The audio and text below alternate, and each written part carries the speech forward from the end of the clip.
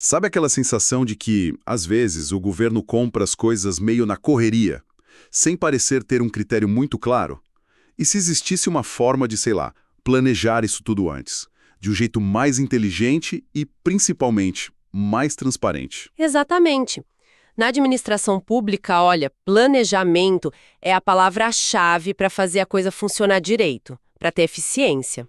E tem uma ferramenta que organiza justamente isso, as compras, as contratações, e que ganhou muito destaque agora com a nova lei de licitações. É o Plano Anual de Contratações, o famoso PAC. Ah, o PCA.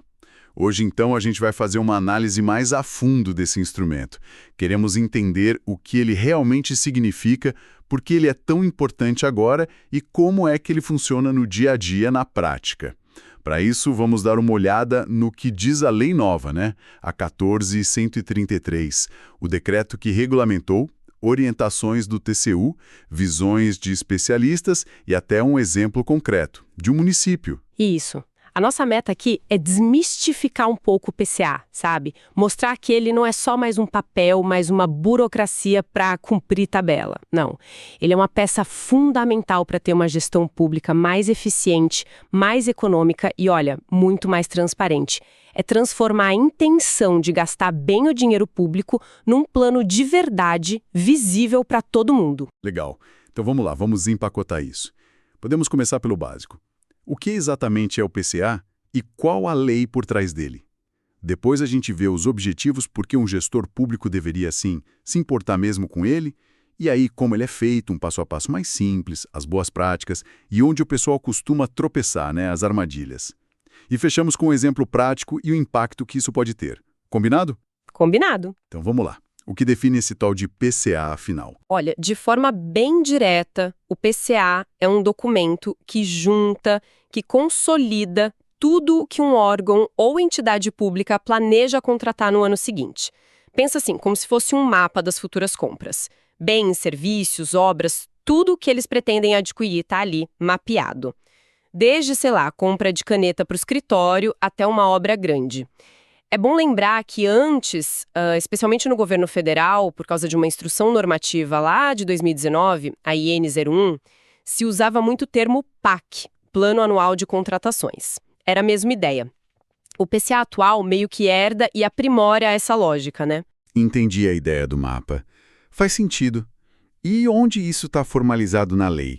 É algo novo mesmo? Sim, a referência principal é a nova Lei de Licitações, a Lei 14.133 de 2021. Ela menciona o PCA especificamente como um dos instrumentos que precisam estar alinhados com o planejamento estratégico da entidade.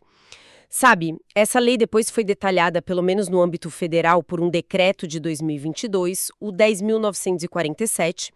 Mas mais do que isso, a própria lei nova reforça que a alta administração do órgão é responsável pela governança das contratações.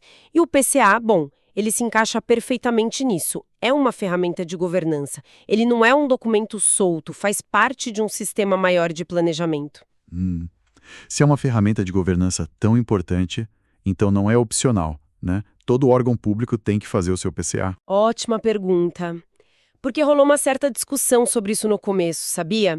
A lei usa um verbo, poderão elaborar, que podia dar margem para dúvida, tipo, pode, mas não é obrigado. Só que o entendimento que prevaleceu, inclusive formalizado pelo Conselho da Justiça Federal, CJF, foi que se trata de um poder-dever, ou seja, a administração não só pode, como deve fazer o PCA, como boa prática de gestão. É esperado que faça.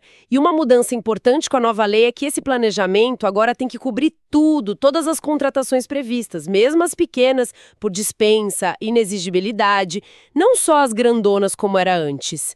E para garantir a transparência, tem que publicar no Portal Nacional de Contratações Públicas, o PNCP, aquela plataforma que junta tudo, e também no site do próprio órgão. Entendi. Então, deixou de ser uma sugestão para ser parte do jogo, parte de como os órgãos deveriam funcionar agora. Faz todo sentido. Mas ok, é obrigatório, é importante para a governança, mas qual o retorno prático? Por que um gestor vai gastar tempo e energia para montar esse plano? Qual a vantagem real? Essencialmente, o PCA tenta mudar aquela lógica do preciso agora, compra agora, para uma lógica de vou precisar disso, então planejo como comprar melhor. E isso traz basicamente dois grandes ganhos que estão ligados: usar melhor o dinheiro público e ter uma gestão mais organizada, mais transparente. Se a gente for detalhar, a lei e o decreto falam em objetivos bem claros. Primeiro, racionalizar as contratações. O PCA te deixa ver que, vários setores precisam da mesma coisa.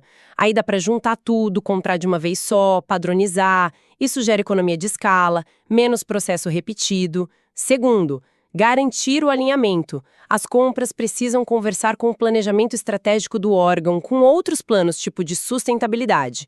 Não pode ser cada um comprando o que dá na telha. Terceiro, ele serve de base para o orçamento. Ajuda a prever melhor quanto dinheiro vai ser necessário no ano seguinte. Quarto, e esse é muito importante, evitar o fracionamento indevido de despesa.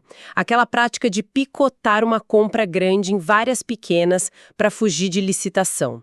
E quinto, ele sinaliza para o mercado que o governo quer comprar. Isso pode aumentar a concorrência, atrair mais empresas. Esse ponto do fracionamento me chamou a atenção. Na teoria, ótimo, mas o PCA realmente consegue ajudar a evitar essa prática de dividir contrato para talvez facilitar uma compra direta? Olha, ele é uma ferramenta poderosa contra isso, sim, porque se o órgão é obrigado a listar tudo o que planeja contratar no ano, fica bem mais difícil justificar depois várias comprinhas picadas da mesma coisa, concorda? O plano já mostrava que a necessidade era maior. O próprio Tribunal de Contas da União, o TCU, já dizia isso antes mesmo da nova lei, que ter um plano anual era um controle essencial para evitar o fracionamento irregular. O PCA joga luz no planejamento, deixa mais transparente qual é a real necessidade do órgão. Faz sentido, fica mais difícil esconder, né? Mas juntar todas essas demandas de um órgão inteiro, alinhar com estratégia, estimar custos, isso não parece simples. Como isso acontece na prática, assim, de forma resumida? Realmente não é algo que se faz do dia para a noite. Exige um processo organizado, mas dá para simplificar em algumas etapas principais. Imagino que tudo comece com alguém lá dentro precisando de alguma coisa, né? Exato. A primeira fase é o planejamento interno, identificar as necessidades. Cada setor, que a gente chama de unidade requisitante, olha para o ano seguinte e pensa: o que eu vou precisar comprar? Que serviço vou precisar contratar? Que obra? Ou até que contrato eu preciso continuar? E essa lista não pode ser solta. Tem que estar ligada aos objetivos do órgão e ao que se espera ter de orçamento. Aí já se faz uma primeira estimativa de quantidade de custo, bem inicial mesmo. E como essa lista de desejos, digamos assim, de cada setor vira um pedido mais formal dentro desse processo do PCA? Através de um documento chamado Documento de Formalização de Demanda, o famoso DFD. Cada setor preenche o seu DFD. Tem que detalhar minimamente. Por que precisa daquilo, o que é exatamente, quanto precisa, uma ideia de valor, para quando precisa, qual a prioridade, alta, média, baixa, e se depende de alguma outra contratação para acontecer. No governo federal tem até um sistema eletrônico para isso, o PGC, que organiza esses DFDs, facilita bastante. E se um setor, sei lá, o administrativo, precisar pedir algo super técnico, tipo um equipamento de TI específico ou um serviço de engenharia complexo? Eles podem não ter todo o conhecimento para detalhar isso no DFD, né? Aí entra a colaboração que é fundamental nesse processo. O DFD, especialmente nesses sistemas como o PGC, ele pode e deve ser compartilhado com as áreas técnicas do órgão. O pessoal de TI ajuda a especificar o software, o de engenharia detalha a obra, o de compras ajuda na estimativa de custo e por aí vai. Isso garante que o planejamento seja mais realista, mais pé no chão, tecnicamente falando, mesmo que a necessidade tenha nascido em outra área. Entendi. Colaboração é chave. Depois que todos os setores preenchem e detalham seus DFDs, com ajuda técnica se precisar, quem organiza essa colcha de retalhos toda? Essa é a fase de consolidação. Geralmente é o setor de contratações do órgão ou alguma unidade com essa função. Eles recebem todos os DFDs, dão uma analisada, veem se está tudo ok, e um ponto muito importante, eles tentam agregar demandas parecidas. Por exemplo, vários setores pedindo o mesmo tipo de papel. Junta tudo numa compra só. É aí que entra a economia de escala que a gente falou. Com base nisso tudo, eles montam uma proposta de calendário de contratações para o ano. E aqui é super importante garantir a segregação de funções. Quem pede não pode ser o mesmo que analisa e consolida, e nem quem aprova no final. Tem que ter essa separação. E quem bate o martelo? Quem dá o ok final para o plano todo? Depois dessa consolidação, a versão final do PCA vai para aprovação da autoridade competente do órgão. Pode ser o diretor-geral, o reitor, o presidente da Câmara, o secretário, enfim, quem manda na parte administrativa, ou para quem essa pessoa delegar formalmente essa tarefa. Só depois dessa aprovação formal é que o PCA está valendo, pronto para ser publicado e depois executado. E tem prazo para isso tudo. Imagino que tenha que ser feito com bastante antecedência, né? Para dar tempo de tudo isso acontecer. Sim, antecedência é tudo. O decreto federal, por exemplo, define prazos bem claros. Os setores mandam os DFDs até o começo de abril do ano anterior ao da execução do plano. O setor de contratações tem até o fim de abril para consolidar. E a autoridade aprova até meados de maio. Ou seja, mais de 6 meses antes do ano começar. Depois ainda tem umas janelas para ajustar o plano conforme o orçamento vai sendo discutido e aprovado, sabe? Mas o grosso do planejamento é feito bem antes. Nossa, bastante antecedência mesmo. E para fazer isso bem feito, quais seriam as dicas de ouro? O que diferencia um PCA que é só para cumprir tabela de um que realmente funciona? Olha, algumas práticas são cruciais. Primeiro, o alinhamento real com a estratégia. O PCA tem que refletir o que o órgão realmente quer alcançar, não ser só uma lista de compras aleatória. Segundo, planejamento de verdade, com antecedência. Deixar para a última hora sempre prejudica a qualidade. Tem que começar cedo. Terceiro, usar bem as ferramentas, como sistemas eletrônicos, se existirem. Eles ajudam a organizar. Quarto, transparência total. Publicar o plano num lugar fácil de achar, para todo mundo ver. E talvez o mais importante, muita comunicação. Conversa entre quem precisa das coisas, quem planeja as compras e quem entende da parte técnica. Todo mundo na mesma página. E do outro lado da moeda, onde o pessoal costuma escorregar, quais são os riscos que podem fazer o PCA não funcionar direito? O risco clássico que o PCA tenta justamente combater é o fracionamento de despesa, né? Tentar escapar da licitação. Outros riscos são fazer estimativas de valor muito fora da casinha, embora no início possa ser algo mais geral, mandar DFDs incompletos, mal justificados, ou entregar tudo em cima do prazo e atrapalhar a análise. Também pode ter um desalinhamento grande entre o PCA e o orçamento que acaba sendo aprovado meses depois. Tem que ter um ajuste fino aí.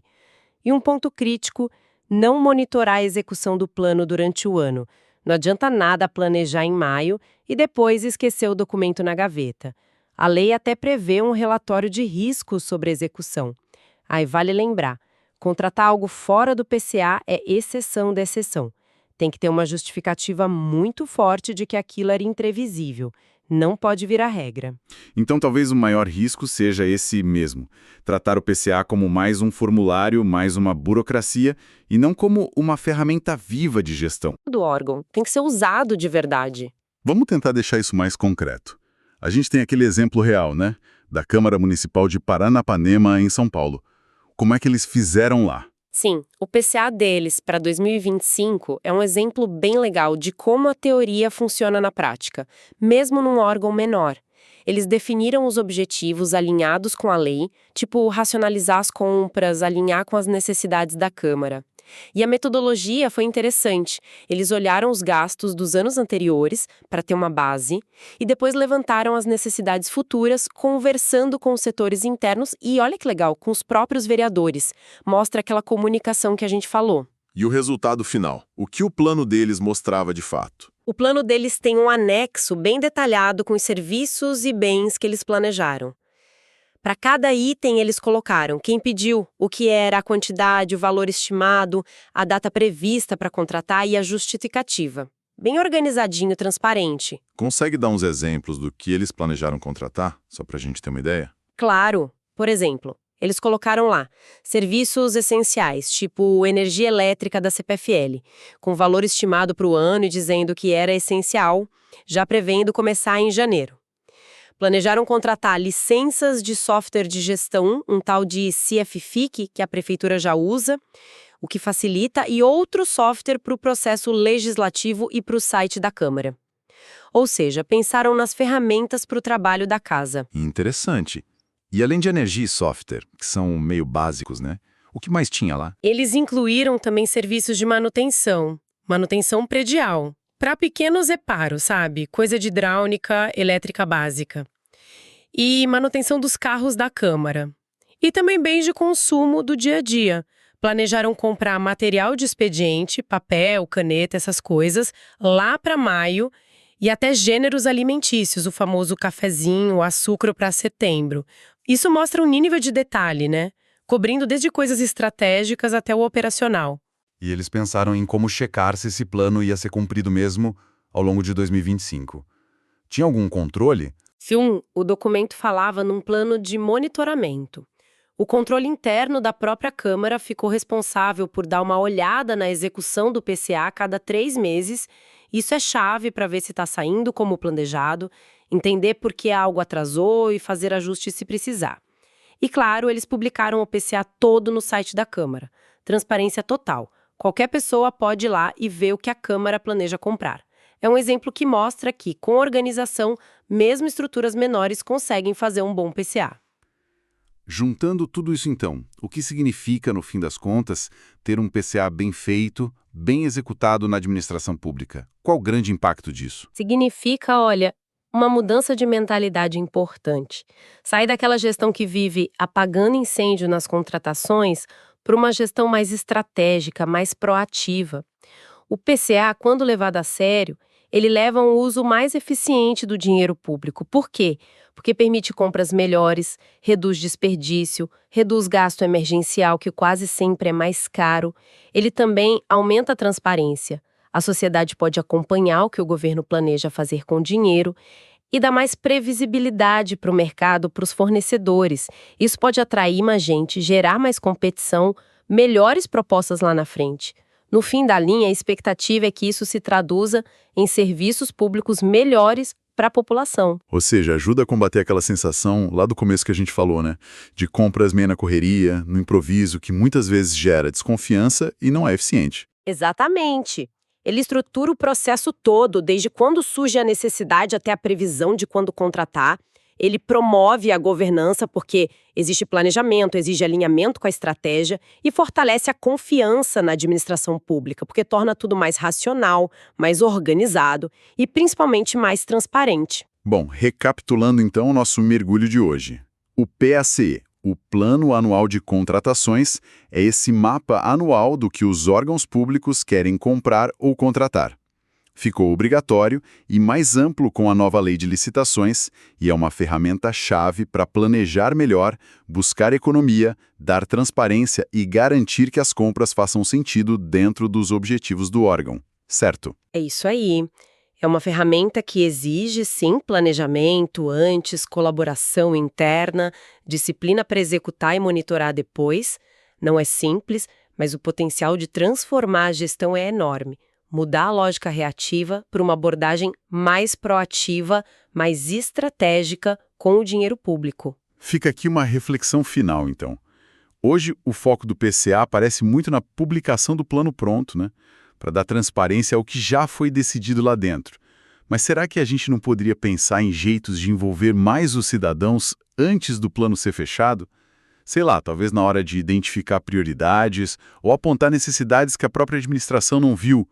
Fica a pergunta. E pegando esse gancho e pensando no nosso Brasilzão, com tantos municípios diferentes, qual seria o maior desafio para uma prefeitura bem pequenininha, lá do interior, com pouca gente na equipe, poucos recursos técnicos, conseguir de fato implementar um PCA robusto, eficaz, como a lei imagina?